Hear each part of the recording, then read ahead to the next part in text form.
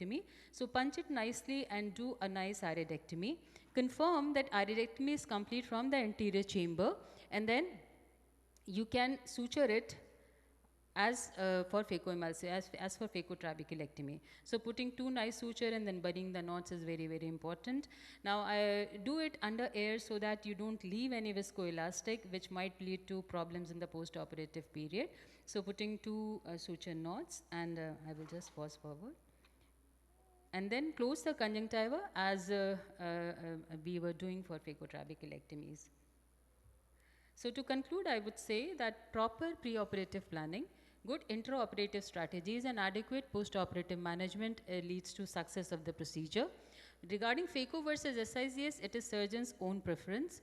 If you have doing only trabeculectomy in the cases if there are no cataract, and in combined surgery, two site is preferable due to the obvious advantages. Thank you so much for your kind attention. Thank you, Shalini, for a very comprehensive talk. Can I now invite Dr. Sushmita Kaushik? She will be speaking on cataract with congenital glaucoma. So we can take up one question. So I would like to ask Dr. Ankur, when do you prefer trab over combined phaco-trab? In which scenarios? The scenarios where we have a very advanced glaucoma and a very little amount of cataract. Because here the issue is you have to have the control of pressures more as compared to what we think of in a combined surgery. Because combined surgery can have more of inflammation, sometimes hypotony, and risk of trab failure is more. And as Dr. Shalini said, that the outcomes in terms of refractive error and surgical risks are also more. So such patients, I think it is better to control glaucoma first and then plan for a cataract surgery in the second time. So very advanced glaucoma. Yeah, very advanced glaucoma. Okay. So Sushmita, please. Yeah, can I get a pointer, please? Thank you. At the outset, thank you, Dr. Suneeta, and thank you, AIOS, for this opportunity. And thank you in a cataract and glaucoma session for bringing in the babies as well. So in the next couple of minutes, we'll look at coexistent congenital cataract and congenital glaucoma, which means we had both when the child was born. But then there are also situations of cataract after glaucoma surgery, and there's also situations of glaucoma after pediatric cataract surgery. So you might get a child with both glaucoma and cataract in any of these three situations. Now, a congenital cataract with congenital glaucoma is rare. It's not common. So one of the things that we've learned is intrauterine infections in India is something to talk about. And rubella syndrome is not something which doesn't happen and doesn't cause glaucoma, even though we just think of cataract and salt and pepper retinopathy, but glaucoma is very, very real as well. The other things are a hereditary cataract with glaucoma or oculocerebrorenal syndrome of OE, which are easy to pick up because they're so obviously syndromic, but it's not so common. And the other that can happen is non-acquired ocular anomaly, such as aniridia or in PHPB. So these are the other non-acquired ocular anomalies which can cause glaucoma, and they can have cataract as well. So we'll just look upon the rubella story. We chanced upon a coexistent cataract in a newborn glaucoma, and you can see when we looked in through the microscope during the EUA, we found these things were white. We immediately brought in our UBM, and sure enough, there was this classical nuclear sclerosis, or a nuclear cataract rather, in this baby. And then we realized that we haven't even been looking at it in all these years. When we tested rubella, it was IgM positive, which shows infection. And we thought we must tell the world that, and we published this, actually made it to the cover, as to the fact that in newborn glaucoma, we can't afford to forget infections. But then that question remained, so we thought we would look at our newborn babies. So we looked at infants less than 4 weeks between about a 15-month period of every newborn baby that came to us with glaucoma, and completed a 6 months follow-up. So 27 babies, 7 of them turned out to be rubella positive. Now remember, rubella is not part of our usual workup for newborn glaucoma, but when we did this, 7 of them were rubella positive, 13 eyes actually, and 20 were rubella negative of them. And all those who were rubella positive had significantly smaller eyes and they had a significant cataract. Of course, all of the rubella ones had the cataract, and the corneal diameter was smaller. So what we learned was that if you have glaucoma in a small eye, think rubella. That's one thing, because, and even in a normal eye, because they won't present to you with ophthalmos. They're going to present to you with a normal eye because they're usually smaller, and the glaucoma might make it almost normal. The other thing we noticed was those who were rubella negative, these are the babies who were rubella negative, cleared as they usually do. But the ones which are rubella positive, the cornea never clears because of a rubella keratopathy. So don't go ahead thinking that it's an intractable glaucoma and redo surgeries, because these corneas are not going to clear. These corneas are white because of rubella keratopathy, and they require a keratoplasty. The other thing we learned was there are systemic associations which we don't routinely look for. We had a heart disease in 3 of those babies, 1 PDA requiring surgery, 1 atrial septal defect, and 1 ASD, VSD, and a PDA. And one of them had a hearing deficit and was much better with a hearing aid. So we realized that there are some children where we might just send them off and say they're developmentally delayed when they're not. So these were the learning points of rubella. They're phenotypically different, and we shouldn't rule out their systemic associations. There are some babies that have come to us with hereditary cataract and glaucoma which are not rubella. These are ophthalmos and cataract, systemically normal, and genetics reveal no pathogenic variant. I don't have an answer to what these are, but we've done bilateral goniotomies in them. But the cataract was really right dot in the center, and so our pediatric ophthalmologist said that there is enough clear area around this dot-like cataract in the center, so they haven't undergone surgery as yet, and their vision is all right. So you can see these children are looking straight in at you, and since it's all right, we are watching it. Of course, aniridia, it's known. Usually when you have a cataract, it's superiorly subluxated. PHVV, again, is in a smaller eye, but that's usually unilateral compared to rubella. The other thing is cataract following glaucoma surgery. Iatrogenic, I've done this in my early days of goniotomy when you nick a lens. So now we've learned better to put in viscoelastic and make the anterior chamber really deep before doing a goniotomy. Always make the ports with the eye in the primary position. That's something that we learned. We tend to move the eye away and then make the ports, and that might nick the anterior capsule, and a cohesive viscoelastic, but it's also possible while doing a combined trab with a poor view of the AC. And I did this in this baby, and you can see on the UBM I've actually nicked the anterior lens capsule and caused a bit of a cataract there. Who is at risk once a pediatric cataract surgery is done? Those with smaller eyes, the age of surgery less than 6 months, and this, mind you, is because the trabecular meshwork development continues till about 8 or 9 months. So if we are going to remove the lenses early, the lens is a regulator of anterior segment development, and then the trabecular meshwork does not develop, and that's what the IATS has told us now, that the smaller children are the ones who are going to develop a cataract, glaucoma after cataract surgery.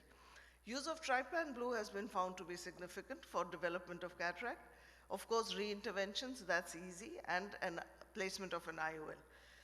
Once it happens, there's no complacency. If you see an eye like this, which is steamier compared to this, even if it's a small baby, don't let go. Iatrogenic glaucoma has to be tided over a long, long lifetime. So we need to catch these early. So if the cornea doesn't look as clear as you think it would, please think of glaucoma.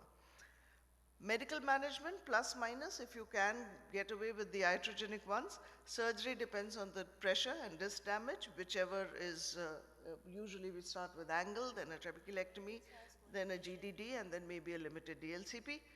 Be alert. Now this father is aphakic and has a daughter where the cataract was detected early and had infantile cataract surgery at 6 months. Presented to us 8 years later, pseudophakic with PCO, and a ophthalmos in the left eye. Now, since the father was aphakic, the cataract surgery was done, but nobody thought of checking the pressures of this girl. And she's landed up with ophthalmos already. So this is something which we need to take care of, because in an elastic eye, remember, the intraocular pressures may not be recorded high simply because the eye is expanding under the influence of the greater pressure. So if you don't look at axial length, in a small baby, you might be missing the glaucoma. which is what happened with this child. Right, so you can see the disc is already here. We could have probably stopped it if we had been vigilant when the child was operated at 6 months of age. So in a nutshell, with glaucoma and cataract, look for a cause. Iatrogenic happens, but it's unacceptable. And glaucoma after pediatric cataract surgery may compromise an otherwise excellent outcome. So look out for pressures, look out for axial lens and the discs diligently in every child that undergoes cataract surgery. Early ocular hypertension, you can treat it medically, but once there's disc damage or buphthαλmos, they usually require surgery. Thank you, and I acknowledge all my residents who work day and night to help me put these babies and these children together. Thank you. Thank you, Sushmita, for an excellent talk. Just one question. Yeah. Do you ever combine cataract with glaucoma surgery in children? I'm not talking about developmental, but the acquired ones, say steroid-induced or traumatic, when they have coexistent cataract and glaucoma. I've probably done one or two where it's obviously cataract and you have GA and there is glaucoma. So, but then there we've combined a trabeculectomy with a cataract surgery, and it's easy because you just need to do an IA and put in a lens. But rarely you would like to, most cataract surgeons would like you to bring the pressures down, make the cornea clearer, because in small children, when the pressures are really high, the cornea becomes steamy. So we would like to control it first and then do the cataract surgery. There's one more question. You said about the rubella positive kids. So do you recommend that we should be testing, say suppose if a child is born and right that time the child is rubella negative and the glaucoma is rubella positive and the glaucoma is not there. So how long do we need to follow up these cases so that the glaucoma may develop later in life? Is it a possibility like that? No, a normal child with no glaucoma you're talking Yes, about? rubella positive child. Okay, a rubella No positive glaucoma at child birth. with no glaucoma, at at birth. birth. Yeah, good. Yeah, I suppose it's a good idea to follow. See, what happens with rubella is there was this big pandemic of rubella in the 1930s, and when a lot of babies died, and when they did postmortem of these eyes, a term baby's eye, trabecular meshwork, was in a rubella positive baby was similar to that at 6 months of age.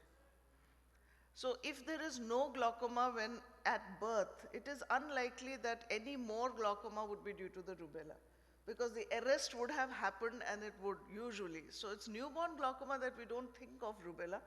The converse, I would say, is true. Every newborn glaucoma less than 4 weeks warrants a rubella investigation. Thank you. The other way around. Thank you, ma'am. Thank you so much, ma'am, for your wonderful presentation. And now we are moving on to next presentation by Dr. Madhu Bhadoria. We all know she has transformed the Sitapur Eye Hospital, and we are privileged enough to have her here.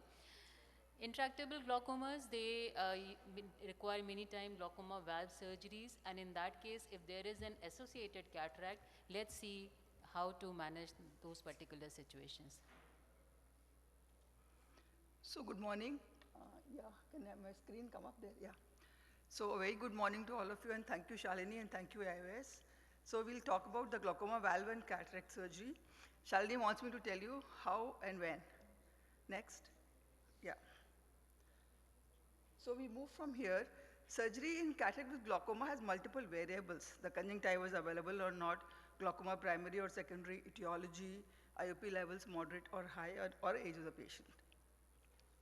So conjunctiva available, then it's very simple. We do a cataract surgery with phacoemulsification, normal, we do with this thing, and trab, or SICS, whatever, all is good. But when conjunctiva is not available, then we can do a GDD. It's been done for a long time, so it has a place. MIGS and CPC are also making their place now. So when to do a valve with cataract surgery, conjunctiva is not available or it's not healthy. Glaucoma is secondary, like uveitic or neovascular, the inner ostium will be closed. Or there is a primary glaucoma with collagen disorders where the trab with the MMC may not be very effective, in the sense the complications will be high. Or cataract surgery we can do with before or after the trab. After the, the GDD we can do with before or after the cataract surgery. So why should a GDD work when the trab will not work? If we look at these two blebs, one is a bleb which is of trab with mito, the other is a bleb of valve. The bleb location, the location of the bleb is far behind in the valve. So therefore, it's pretty safe. It's a large bleb and it's a thick bleb, it's a tenon bleb. Whereas in trabeculectomy, it's a thin bleb, it's very close to limbus and it's not so big, therefore it's very vulnerable bleb. Second thing is that trab ostium is at the limbus only, just underneath there, is liable to be blocked by NVIs or by atrophic iris, fibrin, many things. So all these things can be prevented if we choose a valve. So coming down to scarred conjunctiva, we can have scars because of diseases like Steven-Johnson, VKC, we can have chemical injuries, we can have blast injuries or multiple injuries. And most of us destroy the conjunctiva when we do a SICS. So this is a case, interesting case. The patient was sent to me for IOL exchange and a PK. IOP was raised with an AC IOL, and if you look at those two circles, there is a haptic sitting in the wound. So for this patient, the only option was that control the IOP. So for controlling the IOP, I did a valve with this patient, and the IOP got controlled, cornea cleared up, and the vision came to 6/18. Rest was because of CME behind. So therefore, if a patient like a PBK comes, look for pressure definitely. Then comes to NVG. In NVG, this is actually a gold mine of the valve people. It can be done combined also when the retina people have reduced all the NVIs and all that. You can go as a single procedure, or we can do it before or after, depending upon the need. Traumatic glaucoma, same here with the conjunctiva in trauma, is often lost because of the scars, and also the angle recession is a very resistant glaucoma to be treated by trabeculectomy. So here, the valve plays a very good role. PK-related glaucomas. In these glaucomas, also trabeculectomy we don't generally do because the wound is sitting at the limbus and patient cannot wear contact lenses. And trap fails also because it's multiple surgeries. So it's good to do it before because eye will be stable, as Sushmita just now said, that they want a stable IOP, so stable IOP, quiet eye, and if the tube is big or small or it's misdirected, we can always do it. So in PK-related glaucomas with cataract, we must do a valve first. Refractory pediatric glaucomas, I say again, it's refractory pediatric glaucoma. That means 1 or 2 surgeries have already been done. And in children, the sclera is very thin. So in this, there is no going back. We need to put a patch on all these children. Ice is another one where the trabecular meshwork is not properly this thing, and endothelium grows inside the ostium. So again, it's a good thing for valve. Uveitis, the iris is very atrophic. There are large spikes, and also there is a broken blood aqueous barrier. So TRAB is a sure shot recipe for a failure. So now how do we go about it? We got to prepare the patient. So first, whatever is the primary condition, we control that. NVIs, ocular inflammation, surface disease, systemic diseases. If IOP is very high, we give a mannitol. We use topical brimonidine to reduce bleeding and use some antibiotics and betadine. So how to stage the surgery? Before cataract surgery, if the IOP is very high and secondary things are there, then we do a valve before cataract surgery and do the cataract surgery later. If the cataract surgery is required, definitely, and the other conditions causing glaucoma are not very severe, we can do it combined. However, if all is well and the drugs can control the IOP, we don't do valve first, we do it only when everything else has been exhausted. So combined surgery, this is a small video. This is a lady, a 35-year-old lady, and she had a vasculitis, intermediate uveitis, and had full PAS, and IOP was shooting up to 50 to 60 in peaks. So this combined surgery has been taken, a valve along with the cataract surgery. So what you're seeing here is a large pocket has been made inside where the valve will sit, and you're seeing this cautery. This cautery is for making the tunnel. Now at this stage, we are checking the patency of the valve, because if the valve is not patent, no matter what we do, it's not going to work. Once that is done, now this we will put inside that pocket that we made, and the valve must go and sit on the equator.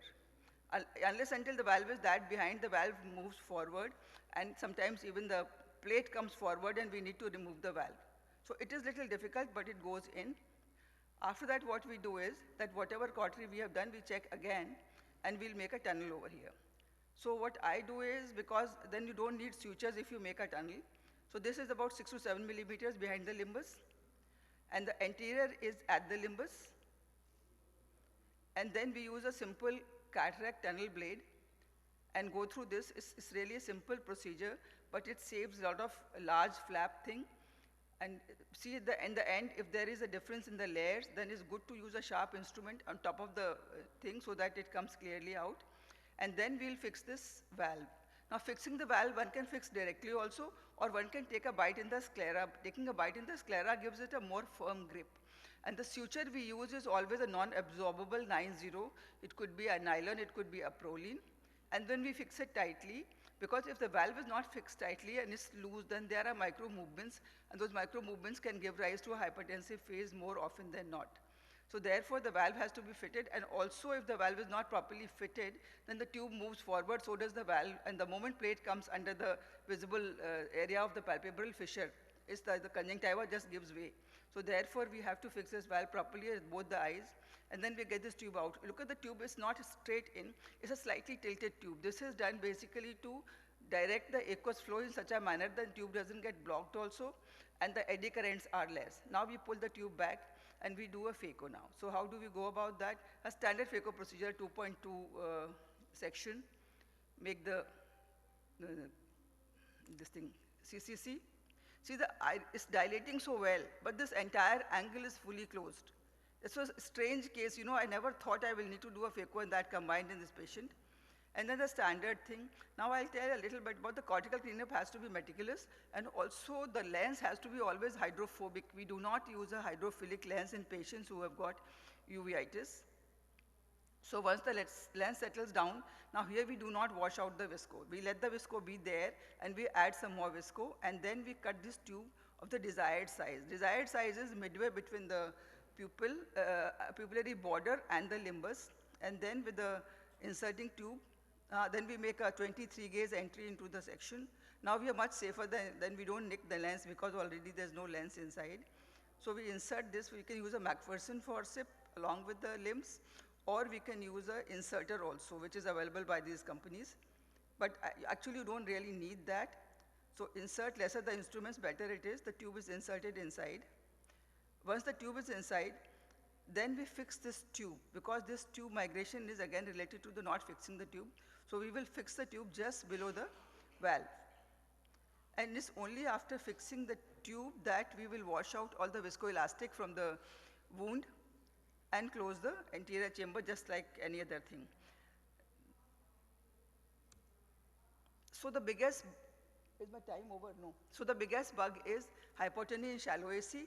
If you do it properly at the outset, nothing happens. We leave the AC little tight, and side port can be used later for giving air or for using the viscoelastic.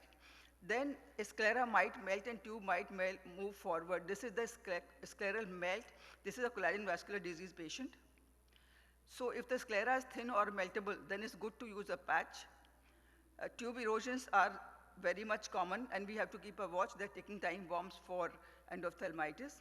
Tube blockage can be internally, and in that, if it's possible to remove, we remove by hydroplasty, or else we can poke a hole through it so that the aqueous flow becomes all right. Then tube cornea touch. This is something not to be left behind. This tube has to be reinserted into a proper place, whatever is available, either a sulcus or a pars plana. Then tube retraction, unless until confirmed by gonioscopy that tube is not patent inside, we don't take it as a retraction. End off is something we all dread, and most common cause is the exposed tube. So take home is the GDDs are very good devices. They're savior in face of odds. Cataract surgery can be combined before or after, and use judicially need-based approach. Thank you so much. Thank you, ma'am. It was a fantastic talk. So just one question. You said that if conjunctiva is not adequate or deficient, then you can do tube. Yeah. But on table, sometimes we find that it is very difficult to bring the conjunctiva forward, and especially if the patient has undergone multiple surgeries. So I think totally that understand where you're coming from, because it happens in some patients. So it's good to have a patch graft. Patch graft you can take from the lower part of the conjunctiva also, like below the limbus. Avoid these 3 and 9 o'clock areas. Just below, just like a pterygium, we take autograft.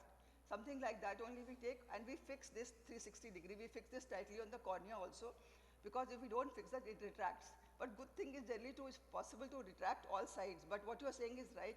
There are some patients in which no matter what you do, it just doesn't come there. So the patch graft is the only solution. Thank you, ma'am, for such a wonderful presentation. So, ma'am, how long would you wait after glaucoma wall surgery to do cataract surgery? I mean, what should be the duration If between God permits 3 months, if God doesn't permit 1 month. Okay. Thank you so much. The So, Deco's barrier should actually stabilize. That is what we really want. We don't want the inflammation to be there. So I'll ask I think, is there any different way to manage the conjunctiva, because that is very important? So what I prefer doing, ma'am, is that I give relaxing cuts, the 2 back cuts on the either side of the conjunctiva, and the undermining of the conjunctiva needs to be done more posteriorly, so that there is a freely available conjunctiva to cover the valve. So that is how I go about it. so now we move on to next presentation by Dr. Suneeta Dubey. We know she is a glaucoma expert from Shroff Charity Institute, New Delhi.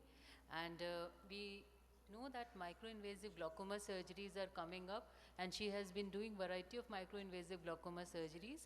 So if cataract is there, we need to combine, and we do combine cataract with MIGS. So now let's see what Dr. Suneeta Dubey will be telling us about MIGS and cataract. Okay, thank you, Shalini. So mix and cataract options. So now we have wide range of surgical options with development of these large array of novel minimally invasive glaucoma surgeries. And compared to traditional surgeries, we know that there are fewer risk, fewer complications, and faster recovery time. And most importantly, they can be combined synergistically with cataract surgery. The results are much better with cataract surgeries than stand alone, and they reduce the medication burden and improve the quality of life. So they can be used either as surgical device that incises, excises, or ablates the TM, as in GAT, KDB, and trabectome, or they can be used as an implant, eye stent, and hydrus, and basically they increase the aqueous flow through the conventional pathway. So now coming to the indications, normally we use MIGS after exploiting the options of medications and laser. However, if we are performing cataract surgery, then we can do MIGS, especially in mild to moderate glaucomas, or if the patients are not compliant with the drops or they are intolerant to the drops, even in advanced glaucomas also. And I have found now, as we gain more experience, I found that you can use them in secondary glaucomas also, which are not very long standing, along with or without cataract surgery. So the position and setup of the microscope is very important. The microscope is tilted towards you around 30 to 35 degrees and head of the patient away from you, so as to make an angle of 70 degrees. Here, it's very, very important to have an en-face view of the angle to perform the angle surgery precisely with using the Swan-Jacob type of surgical lens. So you have to have a very clear view of trabecular meshwork and the other angle structures, and then you can do your procedure. So the advantage with this excisional goniotomies is that they excise the TM completely, and therefore the chances of rescarring and reocclusion of the collector channels are pretty less. So we started with this trabectome in 2019. It's a machine standalone device with a plasma mediated ablation system, and the advantage with this is that you have an inbuilt irrigation and aspiration which maintains the AC stability and increases intraoperative visibility. So you just engage the TM and then start ablating on one direction along the arc of Schlemm's canal you should not have any resistance, and as you keep moving your gonio lens, then you can target around 140 to 150 degrees, and then you can perform your phaco after that. So it can be very nicely combined with cataract. So this was the paper which was published last year about the outcomes of trabectome in primary and secondary glaucomas, and we had 58 eyes who completed 1 year, and the success rate of phaco with trabectome was 88%, was discernibly high than trabectome alone, which was 67%. So combined MIGS with cataract have very good results. Another procedure is Cahoog dual blade, and this is a sharp, this has a sharp tip which pierces the TM, and the ramp lifts the TM and feeds it into the dual blade like this, and the heel nicely rests into the Schlemm's canal. So there are no collateral damage. So this is the procedure. This is the blade. You introduce it, engage the trabecular meshwork, and start excising it in one direction. And you can see this TM nicely coming off.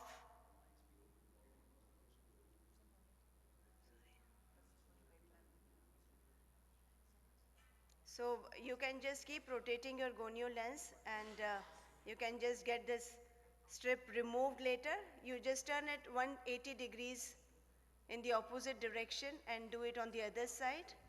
So you then later on remove these strips on either side. So this will help in re-occlusion, and then you perform the phacosurgery after that, after removal of this.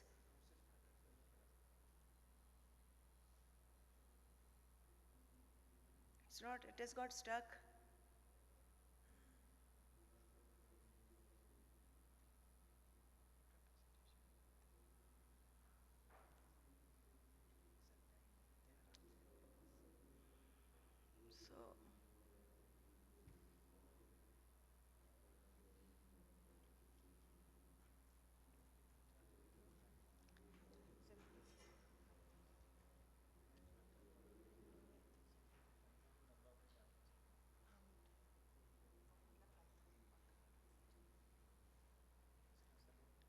So, okay, so after that you can perform the cataract surgery after removal of the strip. It's very important to elicit this episcleral fluid wave.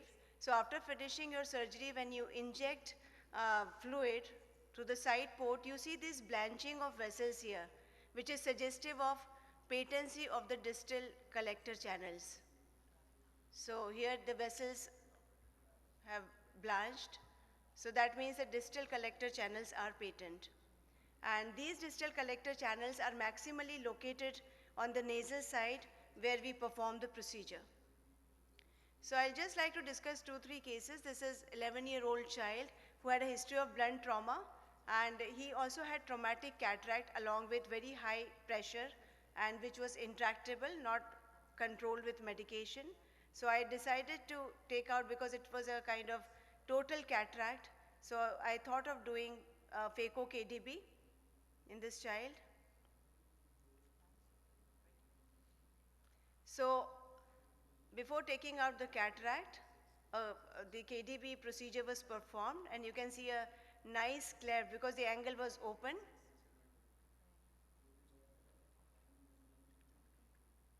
And then after completion of cleft, the phaco was performed. So this child even had a pre-existing rent because he was a patient with trauma. So after doing thorough vitrectomy, 3-piece PCIOL was inserted, and the child is now doing very well. The pressure is controlled with the procedure, and you can see a cleft also post-operatively. So this procedure is important, is very useful in patients who do not have very long-standing glaucoma. This is another patient who had high pressure post-trauma, and he was again not controlled on medications, and he had ruptured cataract. So again, I planned removal of this lens material along with the goniectomy procedure. So again, the angle was open and the cleft could be created here. And then after removal of lens aspiration, the lens was put in sulcus. So he is also doing pretty well. So all these patients of secondary glaucoma have realized that can be treated with these procedures. Another patient, KDB, was performed after incisional glaucoma surgery for secondary glaucoma. So this patient had post VR surgery intractable glaucoma, for which tube implant was done. The tube was nicely in place. However, she developed total cataract after a few months. And then along with cataract surgery, goniectomy was also performed. She is now on maximal tolerable topical therapy because she had intractable glaucoma. cataract surgery can be combined with GAT. So again, I prefer to do procedure before cataract surgery, because when you perform these procedures before cataract surgery, the eye is not hypotenuse and the visibility of angle is very good. So this is the procedure being performed, and you introduce this mushroom tipped Prolene suture in the Schlemm's canal, 360 degrees.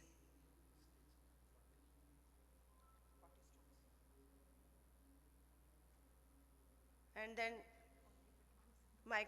suture is pulled externally and withdrawn from the section, and then you can perform phaco. Last but not the least, eye stent also is more effective when it is done along with cataract surgery. So we are using two generations, generation 1 and eye stent inject, and it comes with this pre-loaded injector. So here the cataract surgery is performed first. So after doing cataract surgery, you just constrict the pupil with pilocarpine. So this is generation 1 eye stent, and this SX lens is being used here.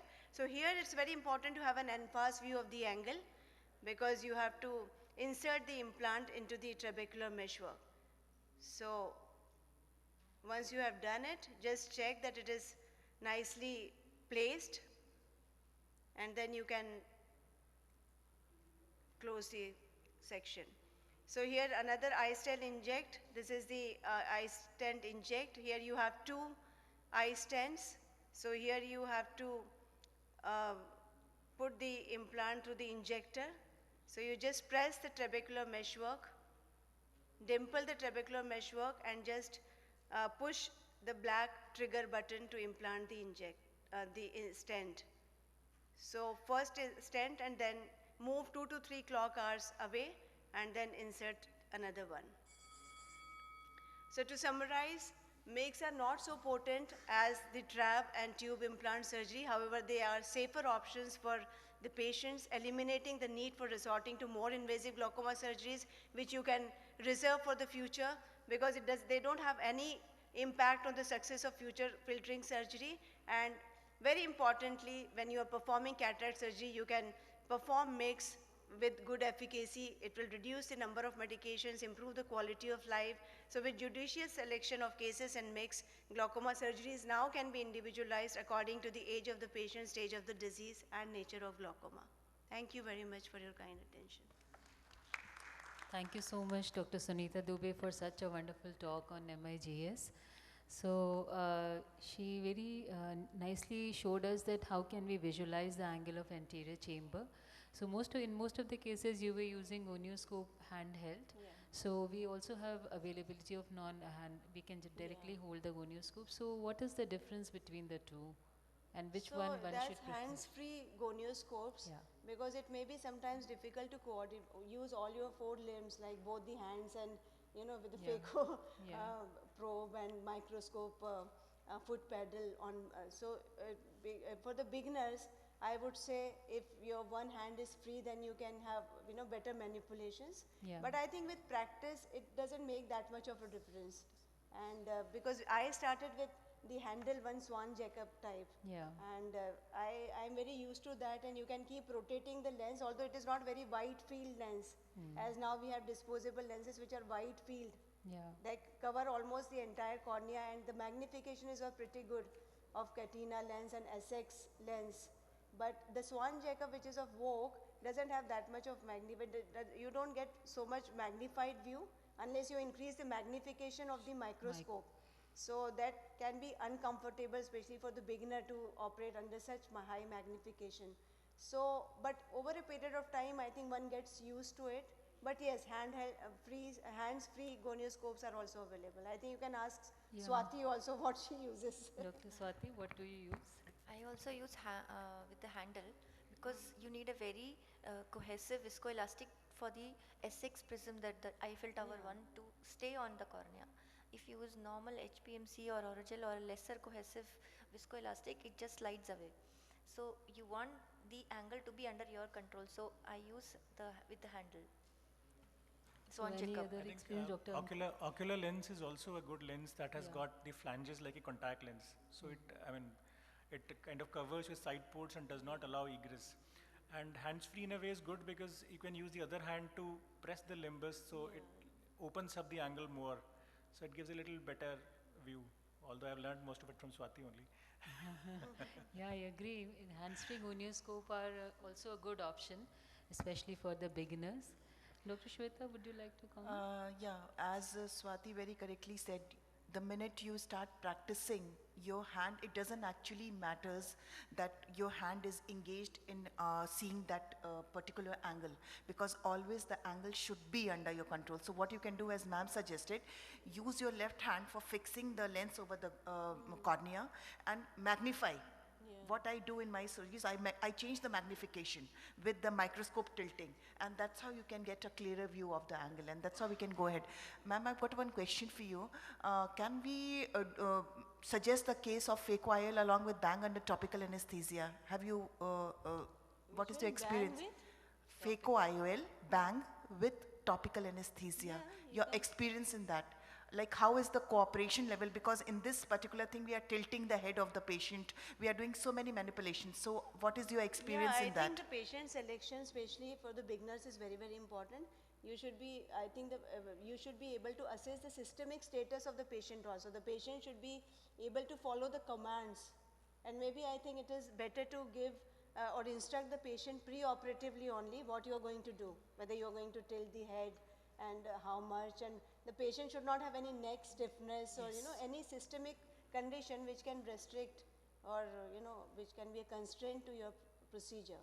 But initially I would say that I think it is better to do under anesthesia, because sometimes under topical the patient keeps moving the eye, and if the pressure rises, then there will be a constant iris prolapse through the incision that can also be there, especially if the patient is anxious. So I think one needs to take due care in making the patient comfortable. The patient should be comfortable in tilting the head also and remain in that position for at least 5-10 minutes, whatever time. So I think the patient so I think we should assess pre-operatively, like for all topical anesthesia surgeries. We need to assess beforehand and then proceed for the surgery. I want to ask one question, ma'am. I'll just add, like, if you're doing under topical and it's such a high magnification, slight movement of the patient's eye or head, everything will just go out of the field. So you need to recalibrate everything again, because it takes more time to kind of settle the things than to do a surgery per se, because the surgery will take few seconds. But I think setting the up, surgeon and the patient both should be comfortable. the setup is more time taking than the surgery per se. Cooperation becomes very, very important for good visualization. And just addition to everything, if you are planning to do like any angle surgery, even after your cataract surgery, and you feel that your chamber is not fully formed or any hypertonus effect you are getting, probably you can put a suture, and then that will tighten your globe. Later on, you can remove that suture after performing your angle procedure. That's a take. So that is the advantage of doing angle procedure before cataract surgery, that you can make a very small incision and do the procedure, and your angle is untouched. You will not get that blood reflux in the angle, which can hamper your performance. Ma'am, what post-op regimen do you normally use for all your mixed plus cataract? Steroids, antibiotics, and I also do give pilocarpine for 2 weeks HS in most of the how patients. How do you taper the steroids, ma'am? Like 7 days taper or? Yeah, taper in the usual normally way what we do for cataract. As cataract, unless there is some excessive inflammation or hyphema or something like that. And ma'am, do you stop anticoagulants before Yes. Pre-operatively anticoagulant should be stopped. Always a detailed history of using of any anticoagulants is definitely required in all these angle procedures. Yes, I think that should be done. Ma'am, yesterday we were discussing that steroid response after mixed plus cataract is more and earlier than in cataract surgeries alone. Have you come across any such situation where you also feel that the steroid response in these cases post-operatively is earlier or more aggressive? So I think you are sometimes not very sure. I don't give very potent steroids. What I do is I give dexamethasone for 2 weeks and then switch to lotipred after that. But sometimes I have seen in some patients there's a spike. So I think there can be a steroid response. So you have to give anti-glaucoma drops to those patients. For 1 week or 10 those days. patients. But I Thank have you, seen, ma'am. like, especially with KDB, I have done 60, 70, 80 KDBs as of now. So for the initial 3-4 weeks, there is no spike in the pressure in most of the patients, unless there is steroid response or there is very high inflammation in secondary glaucoma patients. But otherwise, in mild to moderate POAGs, the pressure reduction is pretty good. Thank you so much, ma'am. And I think we will move on to next presentation by Dr. Mohit Khatri. He is a senior consultant from Regency Hospital, Kanpur. And we all know that micropulse laser is another very talked about entity, and many a times we have to check whether it is actually working or not. So he will be dealing with this particular scenario where we can combine micropulse laser with cataract surgery. And Dr. Mohit.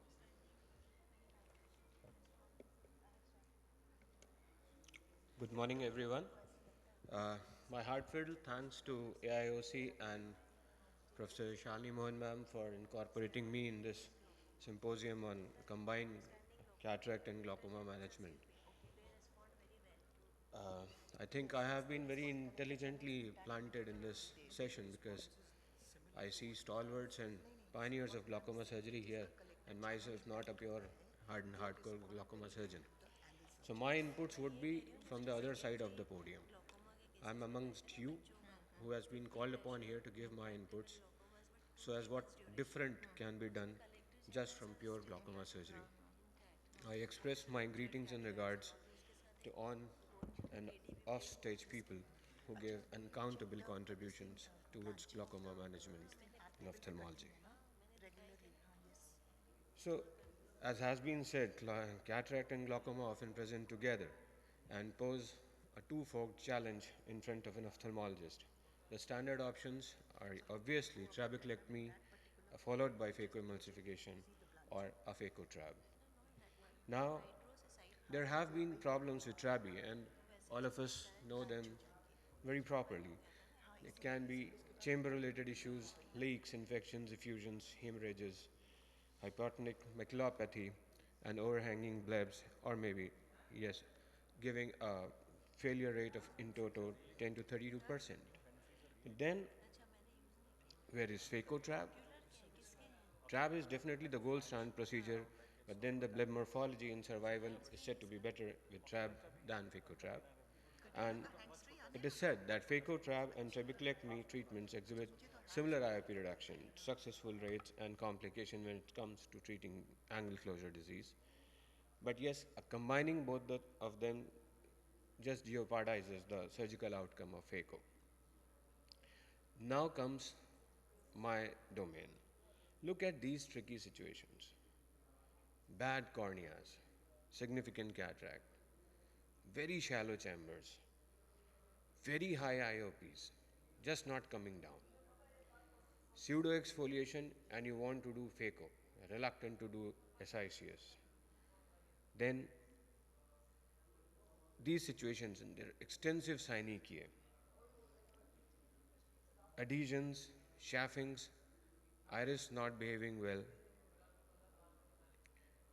post-traumatic eyes, some vitreous already there, iris given away, cataract in situ, very high pressure, neovascular glaucoma with a potential to gain vision, a scenario in which you want to do cataract, you want to give anti-VEGF, maybe planning laser and salvage the eye, definitely you need to bring down the pressure.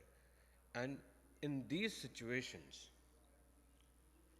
not all can be as proficient glaucoma surgeons as we have been hearing and listening to them.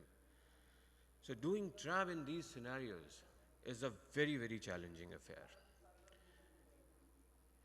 Even for the top-notch surgeons, they know that there is a fairly 50% chance that won't work. Maybe you're not able to do it itself.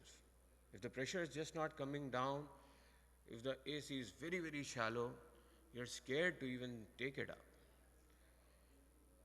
Valve, beautifully said by ma'am, but decades needed to master valve, I think. So, anything more? See these blebs, post PK eyes, They scared you. Beautifully done graft. Now there is cataract, you want to operate, and you are not a very good trab surgeon. So now what will you do? You want to do this cataract. You don't want to refer on the first go. Then what? So there is a subset still remaining that demands something more than a good glaucoma surgery. I think for this, some innovation was done and has been accepted by US FDA, and it's there. No financial interest, just added it into my armamentarium somewhere 5 years back. It is postulated that it increases the UV scleral outflow. We can discuss it at length. And it has been an evidence microscopically to show that there have been enlarged extracellular spaces and channels to document that yes, the flow has increased and so the pressure comes down. It's not a continuous wave you are giving like a cyclocryo. It's not a destructive procedure per se. Good titration of on and off cycle in this laser doesn't give any risk of phthisis, any risk of vision loss, and so is acceptable. No rocket science in doing the procedure.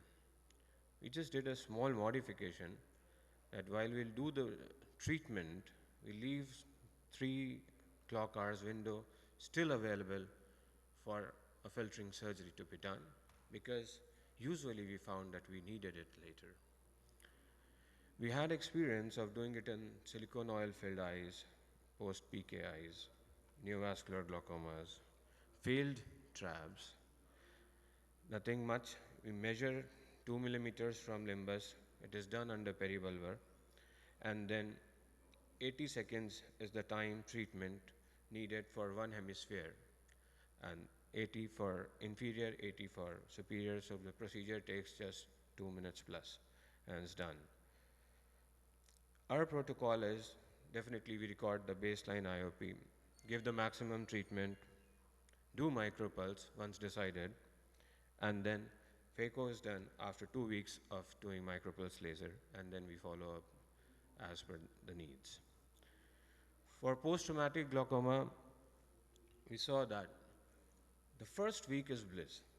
After 1 week, patient comes with a very good control of IOP. After 2 to 4 weeks, still I found that things moved well. But then after a month or so, maybe 2 months, people started demanding anti-glaucoma medications. Similar scenario was there with post-PKIs, but the need for anti-glaucoma medications started coming early. Uveitic glaucoma behaved the best among this intractable lot, and we could sustain the pressures on an acceptable level for a longer period. Neovascular glaucoma, it is a very big Pandora box. If you could do PRP early, if you had good media clarity in terms of vitreous hemorrhage or not, then definitely you'll be able to control the pressures better. But if you could not perform PRP or a surgery thereby for any reason, then definitely the pressures are going to go up again.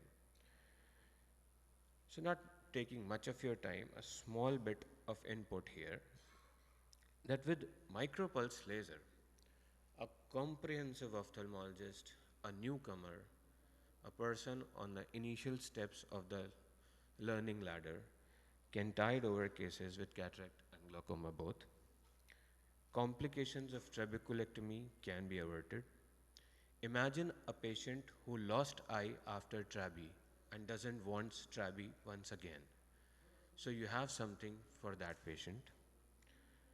Imagine a single-eyed patient and you not being very proficient in glaucoma surgery. This is one way you can deal with. Very dense cataracts, very shallow eyes, and you want to do SICS, you want to do ECC, so having trab done with SICS, trab done with ECC might be more difficult than with phaco. The window modification, what we have been doing, that helps us take filtering procedure thereafter again. And so, This procedure, this micropulse laser, for me, has a stay in our armamentarium, and if we can have it, then being case selective, we can tide over a period of crisis using this and then have our definitive management later on. These are my inputs, and I think a long-term follow-up, multi-centric inputs can have a more conclusive statement on this. Thank you. Thank you so much, Dr. Mohit, for a very nice presentation and for giving clear insight into this micropulse technology. If we want to tide over a crisis situation, then this is an option, but we do understand that it doesn't work for the long term, and later on we need to add medications or move on to patient for other glaucoma surgery, may it be trabeculectomy or glaucoma valve. Agreed. So in expense of time, we will move on to next presentation from, this is the keynote address from Dr. Arun Kumar Narayan Swami. We welcome you, sir, and we request you to talk on cutting edge technology, introduction to automated direct selective laser trabeculoplasty. So for the beginners, I would tell that he is an alumnus of Shankara Netralaya, and his area of interest is anterior segment imaging and management of complex glaucoma. Presently, he is at Singapore National Eye Center. Dr. Arun. Thank you, Chairperson. Thank you, AIOC, and good morning, friends. So I'm just here introducing a new technology, probably exciting and probably will be soon as part of our armamentarium. It's called the direct selective laser trabeculoplasty. So we all are very, very aware of the burden of glaucoma and what it's going to be like in 2040, crossing over 100 million. And with this burden, we need to start thinking about our therapeutic strategies and approaches. Medical management to most of us continues to be the first line therapy.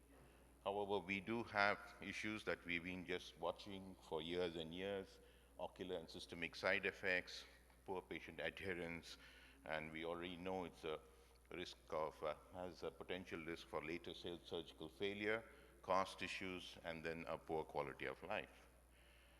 So this particular entity has been staring at us for many years, and it took us a long time to realize that prostaglandins cause this periorbiopathy, wherein there is ptosis, periorbital fat atrophy, very tight lids. Even your IOP measurements are so challenging, and you're not sure if the IOP is the accurate IOP that you're measuring because of the tight lid, and worsened trabeculectomy outcomes because the whole orbit is so tight.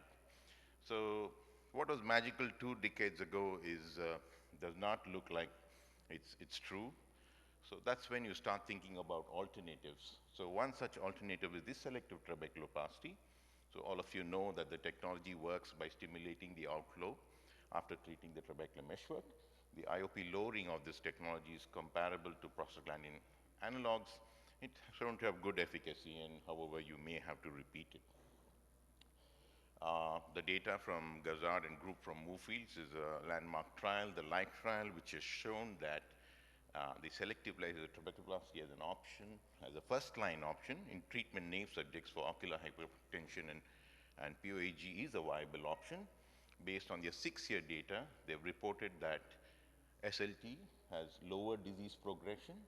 Nearly 70% of the subjects were drop-free after SLT at about 6 years, and the eyes with SLT needed less trabeculectomy and lower rates of cataract surgery. So in general, they've reported to be a safe treatment for ocular hypertension and open-angle glaucoma. These are the numbers in further detail from their 6-year data. So while SLT is a safe and repeatable procedure, it requires the patient to be seated for a reasonable amount of time, and gonioscopy has always been the bane. We are still trying to figure out how to teach and train people and how one can deliver the therapy accurately and identify the meshwork accurately when you do the SLT. SLT does involve surface contact and a few complications because of this.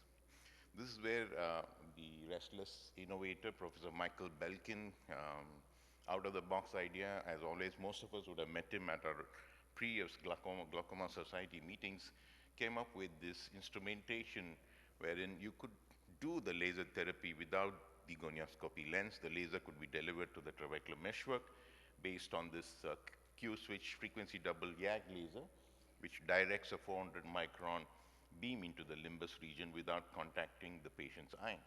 And it uses the image processing algorithm that automatically targets the limbus and delivers 120 pulses to the trabecular meshwork in under 2 seconds. So he called this the Eagle device. I will share a video of what this device actually is able to do. Audio?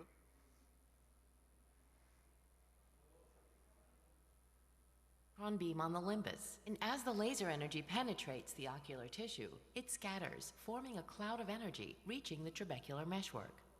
To better understand, let's look closer. The typical energy delivered per pulse is higher in DSLT than SLT. In DSLT, the energy is directed through the limbus, and in SLT via the cornea. DSLT allows energy to scatter throughout the tissue, resulting in lower energy transmission to the trabecular meshwork. Energy per pulse reaching the trabecular meshwork is similar in both therapies. Multiplying this energy by the number of spots per treatment would result in a similar total energy reaching the trabecular meshwork in both therapies. The resulting effect is a lowering of intraocular pressure. DSLT offers a sophisticated non-contact therapy effective as a first-line treatment for glaucoma and OHT. So like you saw, the algorithm detects the limbus. It delivers 120 shots of laser simultaneously, and the whole treatment is completed in under 2 seconds. So some evidence on the DSLT is what I'd like to share now. Geffen were the first from Belkin's group who investigated if it's possible to deliver the laser. They did it with the traditional laser technology where they did not use the gonioscopy, and found that it was able to reduce intraocular pressure by about 18 to 20%.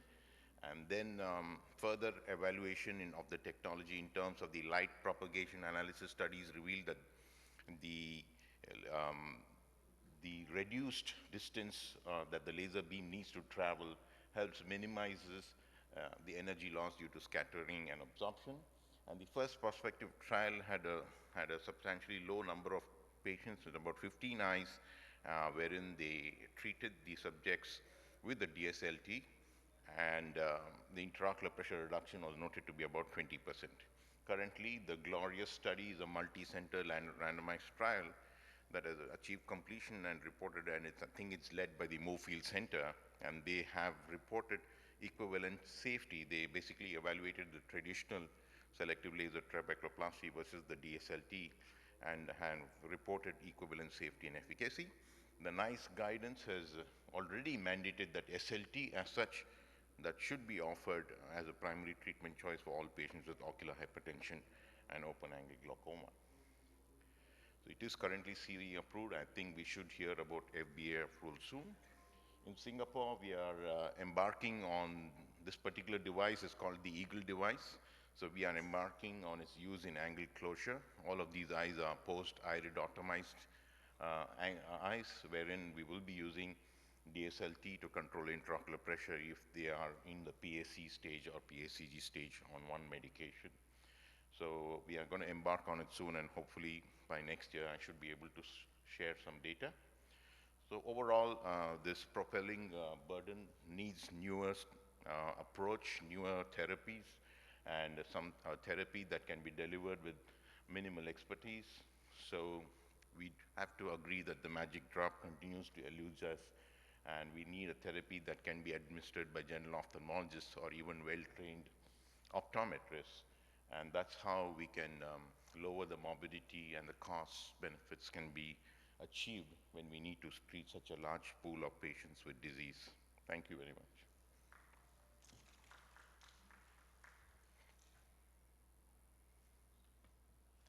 Thank you so much, Dr. Arun, for this wonderful insight into this newer procedure.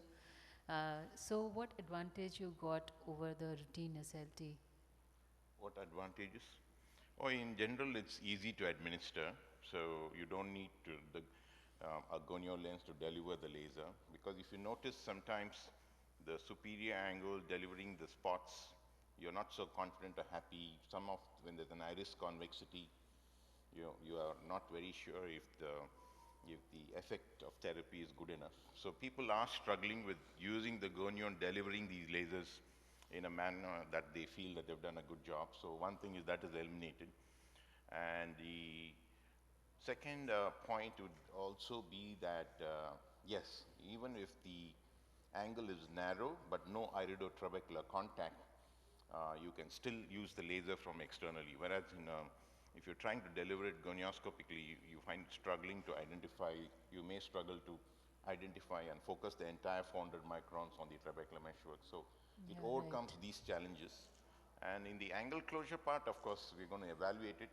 The idea is that as far as there is no iridotrabecular contact, because some post-iridotomized eye may still have iridotrabecular contact, but what we see on gonio is completely different, and when you evaluate these eyes on ASOCT, you don't see the contact. Right. So I feel it's still okay to deliver the laser to this area. But on a gonioscopy, you may still label it as iridotrabecular contact plus, but when you do an ASOCT, because the gap is probably 100 microns to the human eye, you feel there's touch. But there are significant proportion of the eye where there's angle crowding but no touch. So you answered my question about the iridocorneal contact. But like the patients who have these iridocorneal contact, I mean, just thinking about the future, can we have one device which can give a iridoplasty as well as SLT in one go? I think two different lasers, extremely, one is extremely intense, the other one is in the other end of the spectrum in terms of intensity. Sir, how do you monitor that you're in the correct plane? Like in gonioscopy, it's a direct visualization that where we are just targeting the beam. Here, what is the monitor? Do we have We just go by the limbal anatomy, and the beam is so wide, you're treating a lot of other structures, but along with that, you're treating the trabecular meshwork. Now, when you're hitting the other structures, whether it's causing problems, yes, you need to start wondering about corneal surface problems, which we are going to look into, or we may have 1-year data soon. Or you may have endothelial-related issues. In fact, the team that is devised this device is confident that it may help the endothelium because they feel that some stem cell reactivation because of the low intensity of the laser. So they feel that it may be beneficial, and they're not even worried that it may be detrimental to the endothelium. So it looks So like we are going to be, of course, for angle closure, we are going to be watching the endothelium very carefully, but they are very confident that it may be beneficial rather than detrimental. Okay, sir. Thank you. So energy delivered is much more than the routine SLT, 1.8 as compared to 0.8. Sorry? The energy Yeah, delivered. I think it starts off, your setting is, we start at, traditional SLT, I start at 0.9. Okay, yeah. And maybe 1.2.